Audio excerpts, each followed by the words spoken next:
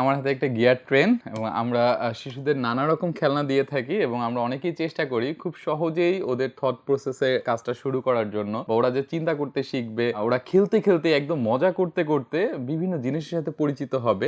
এই জায়গাটায় দারুণ একটা সংযোজন হতে পারে এই গিয়ার খেলনাগুলো, যেগুলোতে বিভিন্ন রকম গিয়ার সংযুক্ত আছে। এই গিয়ার মুভমেন্ট গুলো দেখতে দেখতেই ওদের রিজনিং, থট প্রসেসের কাজটা শুরু হয়ে যাবে। কারণ একই সাথে সংযুক্ত গিয়ার গুলোতে একটা গিয়ার যখন একদিকে ঘোরে, পাশের গিয়ারটাই অন্যদিকে ঘোরে, ঠিক তার পাশের গিয়ারটা আবার আগেরটার মতো একই দিকে ঘুরতে থাকে। এই জিনিসটা আমরা যদি একটু মুভমেন্ট করে দেখি, প্রথমে ক্যাপটা খুলে নিব এবং আমরা সেকেন্ড মুডটাতে যদি যাই, তাহলে দেখি যে ট্রেনটা চলতে শুরু করলো। ও ওর মতো করে বিভিন্ন দিকে যাবে, বাধা পেলে ওর নিজের মতো করে পথ তৈরি করে নেবে।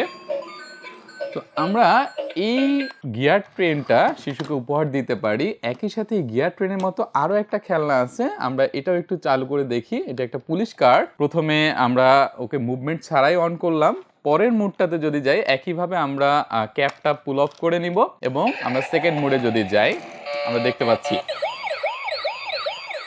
ওর মতো করে রাস্তা তৈরি করে নিবে বাধা পেলেই। এখানেও আমরা দেখতে পাচ্ছি যে স্বচ্ছ হওয়াতে ওরা গিয়ারগুলো দেখতে পারবে, গিয়ার মুভমেন্টগুলো দেখতে পারবে এবং আমরা বাবা মা খুব পরিশ্রম কম করেই শিশুদেরকে বিভিন্ন জিনিসের সাথে পরিচয় করে দিতে পারবো। এই খেলনাগুলো ওদের জন্য খুবই সুন্দর উপহার। এখানে মজা করতে করতে শেখার ব্যাপারটা তো আছে, এর বাইরে আরো একটা গাড়ি আছে আমাদের এখানে। আমরা যদি দেখি,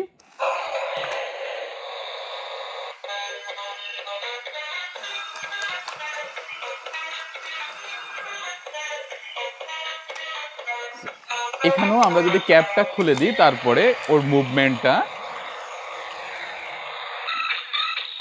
কিছুক্ষণ মুভমেন্ট করার পরে ও আবার রোলিং করবে।